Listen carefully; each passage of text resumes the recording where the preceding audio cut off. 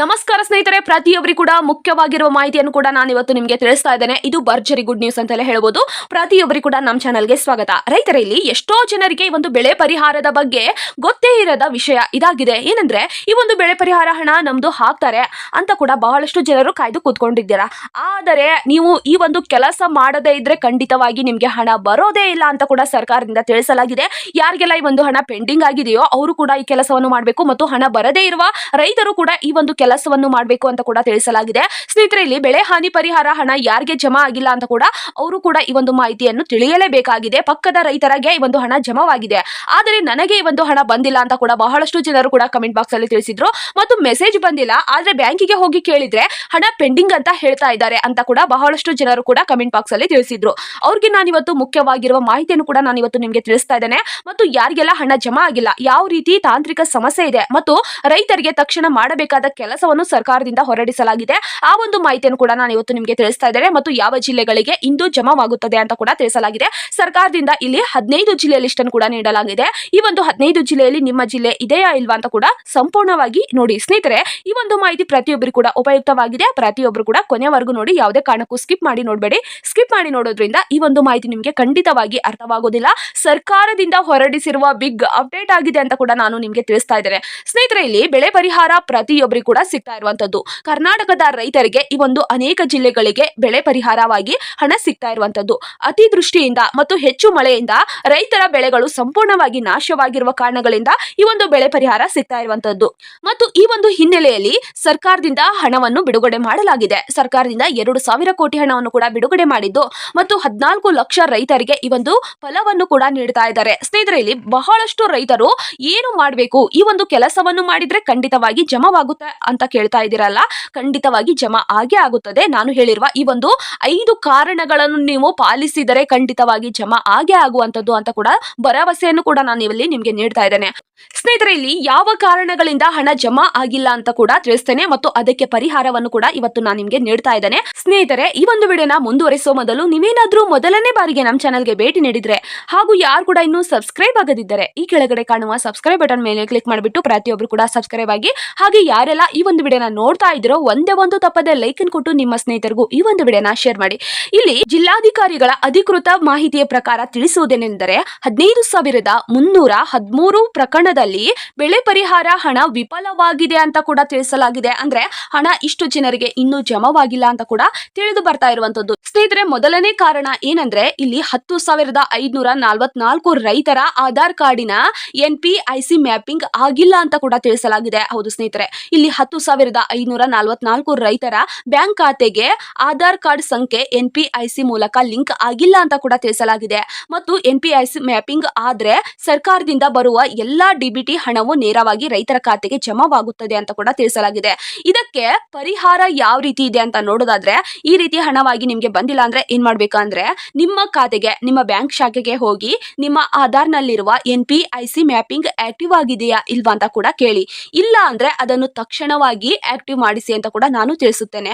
ಸ್ನೇಹಿತರೆ, ಮತ್ತು ಎರಡನೇ ಕಾರಣ ಏನಂದ್ರೆ ಫ್ರೂಟ್ಸ್ ತಂತ್ರಾಂಶ ಮತ್ತು ಆಧಾರ್ ಸಂಖ್ಯೆ ಮಿಸ್ ಮ್ಯಾಚ್ ಅಂತ ಕೂಡ ತಿಳಿಸಲಾಗ್ತಾ ಇದೆ. ಅಂದ್ರೆ ಇಲ್ಲಿ 1,549 ರೈತರ ಫ್ರೂಟ್ಸ್ ತಂತ್ರಾಂಶ ಮತ್ತು ಆಧಾರಿನ ಹೆಸರು ಮಿಸ್ ಮ್ಯಾಚ್ ಅಂತ ಕೂಡ ತಿಳಿಸಲಾಗಿದೆ. ಅಂದ್ರೆ ಫ್ರೂಟ್ಸ್ ತಂತ್ರಾಂಶದಲ್ಲಿ ಹೆಸರು, ಆಧಾರಿನಲ್ಲಿ ಹೆಸರು ಇರುತ್ತೆ ಅಲ್ವಾ, ಅದು ಹೊಂದಿಕೊಂಡಿಲ್ಲ.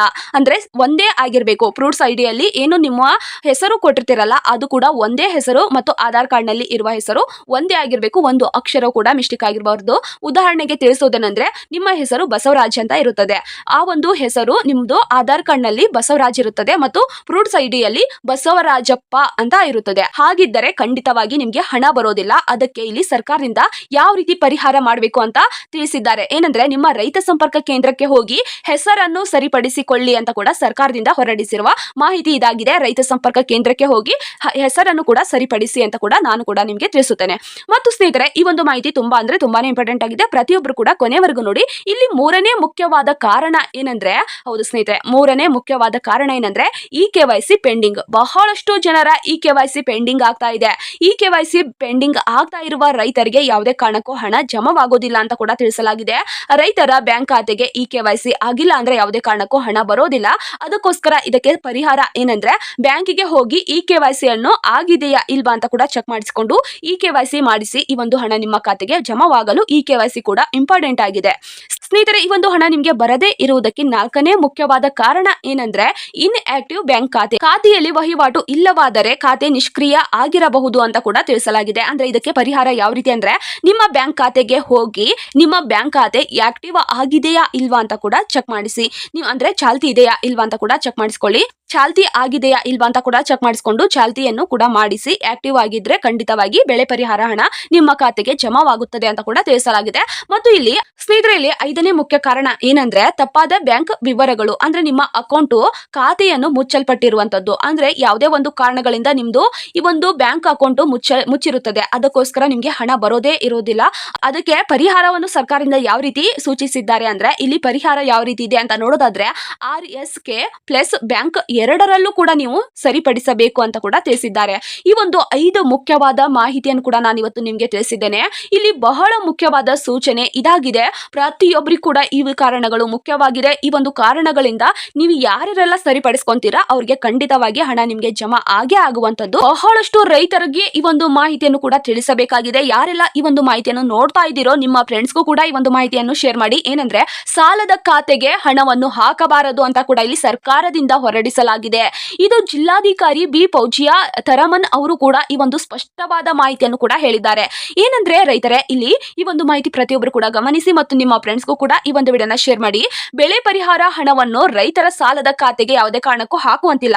ಯಾವುದೇ ಕಾರಣಕ್ಕೂ ನೀವು ಈ ಒಂದು ಹಣವನ್ನು ಸಾಲದ ಖಾತೆಗೆ ನೋಂದಣಿ ಮಾಡ್ಕೋಬೇಡಿ ಅಂತ ಕೂಡ ರೈತರಲ್ಲಿ ಈ ಒಂದು ಮಾಹಿತಿಯನ್ನು ತಿಳಿಸಿದ್ದಾರೆ ಜಿಲ್ಲಾಧಿಕಾರಿಗಳು. ಮತ್ತು ಯಾವುದೇ ಕಾರಣಕ್ಕೂ ಈ ಒಂದು ಬ್ಯಾಂಕ್ ನಿಯಮವನ್ನು ಉಲ್ಲಂಘಿಸಿದ್ರೆ ಅಂದ್ರೆ ಇಲ್ಲಿ ಸರ್ಕಾರದಿಂದ ಹೊರಡಿಸಿರುವ ಈ ಒಂದು ನಿಯಮ ಅಂದ್ರೆ ಬೆಳೆ ಪರಿಹಾರ ಹಣವನ್ನು ರೈತರ ಸಾಲದ ಖಾತೆಗೆ ಹಾಕುವಂತಿಲ್ಲ ಎನ್ನುವ ಒಂದು ನಿಯಮವನ್ನು ಬ್ಯಾಂಕ್ ಏನಾದರೂ ಈ ಒಂದು ಉಲ್ಲಂಘಿಸಿದ್ದರೆ ಬ್ಯಾಂಕ್ ಮ್ಯಾನೇಜರ್ ವಿರುದ್ಧ ಕೂಡ ಇಲ್ಲಿ ಶಿಸ್ತು ಕ್ರಮವನ್ನು ಕೈಗೊಳ್ಳಬೇಕಾಗಿದೆ ಅಂತ ಕೂಡ ಈ ಒಂದು ಜಿಲ್ಲಾಧಿಕಾರಿಗಳ ಸ್ಪಷ್ಟವಾದ ಮಾಹಿತಿಯನ್ನು ಕೂಡ ತಿಳಿಸಿದ್ದಾರೆ. ಅಂದ್ರೆ ಇಲ್ಲಿ ಹಣ ನಿಮ್ಮ ಉಳಿತಾಯ ಖಾತೆಗೆ ಹಣ ಬರಬೇಕು. ರೈತರ ಉಳಿತಾಯ ಖಾತೆ ಇರ್ತದಲ್ವಾ, ಅದಕ್ಕೆ ಹಣವನ್ನು ಹಾಕಬೇಕು.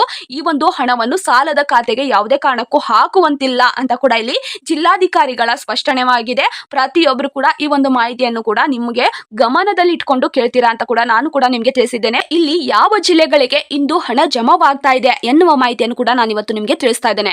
ಇಲ್ಲಿ 15 ಜಿಲ್ಲೆಗಳ ಲಿಸ್ಟ್ ಅನ್ನು ಕೂಡ ನೀಡಲಾಗಿದೆ. ಯಾವ ಜಿಲ್ಲೆಗಳು ಅಂತ ನೋಡೋದಾದ್ರೆ ಸ್ನೇಹಿತರೆ, ಇಲ್ಲಿ ಬೆಳಗಾವಿ ಜಿಲ್ಲೆ ಮತ್ತು ಧಾರವಾಡ ಜಿಲ್ಲೆ, ಹಾವೇರಿ ಜಿಲ್ಲೆ, ಕೊಪ್ಪಳ ಜಿಲ್ಲೆ ಮತ್ತು ರಾಯಚೂರು ಜಿಲ್ಲೆ, ಗದಗ ಜಿಲ್ಲೆ ಮತ್ತು ಬಾಗಲಕೋಟೆ ಜಿಲ್ಲೆ ರೈತರಿಗೂ ಈ ಒಂದು ಹಣ ಜಮಾವಾಗ್ತಾ ಇದೆ.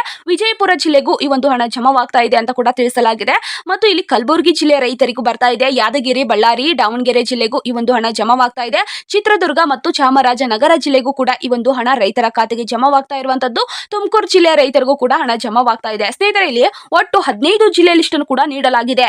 ಈ ಒಂದು 15 ಜಿಲ್ಲೆಗಳಿಗೆ ಹಣ ಜಮಾ ಮಾಡ್ತಾ ಇದ್ದಾರೆ. ಆದ್ರೆ ರೈತರ ಈ ಒಂದು ನಾ ಹೇಳಿರುವ 5 ಕೆಲಸವನ್ನು ನೀವು ಖಂಡಿತವಾಗಿ ಗಮನದಲ್ಲಿ ಇಟ್ಕೊಂಡು ಮಾಡಿದ್ರೆ ಈ ಒಂದು ಹಣ ನಿಮ್ಮ ಖಾತೆಗೆ ಜಮಾವಾಗುತ್ತದೆ ಅಂತ ಕೂಡ ನಾನು ತಿಳಿಸ್ತಾ ಇದ್ದೇನೆ. ಮತ್ತು ಇನ್ನೂ ಒಂದು ಸರಿ ನಾನು ನಿಮ್ಗೆ ತಿಳಿಸೋದೇನೆಂದ್ರೆ 5 ಮುಖ್ಯವಾದ ಕೆಲಸವನ್ನು ಮಾಡಿದ್ರೆ ಖಂಡಿತವಾಗಿ ನಿಮ್ಮ ಖಾತೆಗೆ ಹಣ ಜಮಾವಾಗುತ್ತದೆ.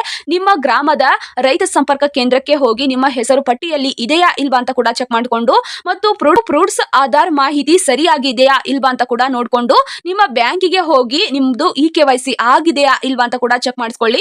ಮತ್ತು NPIC ಮ್ಯಾಪಿಂಗ್ ಸರಿಯಾಗಿದೆಯಾ ಇಲ್ವಾ ಅಂತ ಕೂಡ ಚೆಕ್ ಮಾಡಿಸ್ಕೊಳ್ಳಿ. ಮತ್ತು ನಿಮ್ಮ ಅಕೌಂಟ್ ಕೂಡ ಆಕ್ಟಿವ್ ಆಗಿದೆಯಾ, ಚಾಲ್ತಿಯಲ್ಲಿ ಇದೆಯಾ ಇಲ್ವಾ ಅಂತ ಕೂಡ ಚೆಕ್ ಮಾಡಿಸ್ಕೊಂಡು ಬ್ಯಾಂಕ್ ಖಾತೆ ವಿವರ ಸರಿಯಾಗಿದೆಯಾ ಇಲ್ವಾ ಅಂತ ಕೂಡ ಖಚಿತಪಡಿಸಿಕೊಳ್ಳಿ.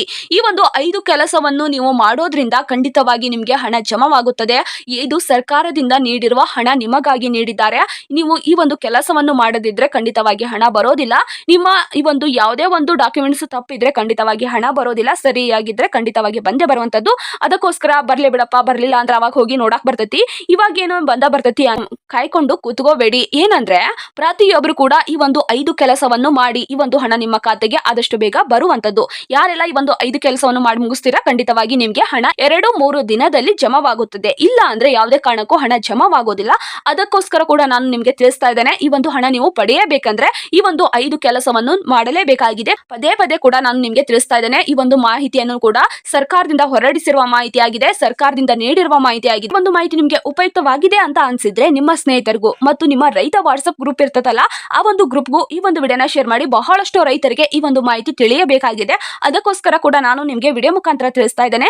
ಯಾರೆಲ್ಲ ಈ ಒಂದು ವಿಡಿಯೋನ ನೋಡ್ತಾ ಇದ್ದೀರೋ ಪ್ರತಿಯೊಬ್ಬರು ಕೂಡ ನಿಮ್ಮ ರೈತ ವಾಟ್ಸ್ಆಪ್ ಗ್ರೂಪ್ಗೂ ಈ ಒಂದು ವಿಡಿಯೋನ ಶೇರ್ ಮಾಡಿ. ಸರ್ಕಾರದಿಂದ ನೀಡಿರುವ 5 ಮುಖ್ಯವಾದ ಕಾರಣಗಳನ್ನು ಕೂಡ ನಾನು ನಿಮಗೆ ತಿಳಿಸಿದ್ದೇನೆ ಮತ್ತು ಜಿಲ್ಲಾಧಿಕಾರಿಗಳು ನೀಡಿರುವ ಸಾಲದ ಖಾತೆಗೆ ಹಣವನ್ನು ಹಾಕಬಾರದು ಎನ್ನುವ ಮಾಹಿತಿಯನ್ನು ಕೂಡ ನಾನು ನಿಮಗೆ ತಿಳಿಸಿದ್ದೇನೆ.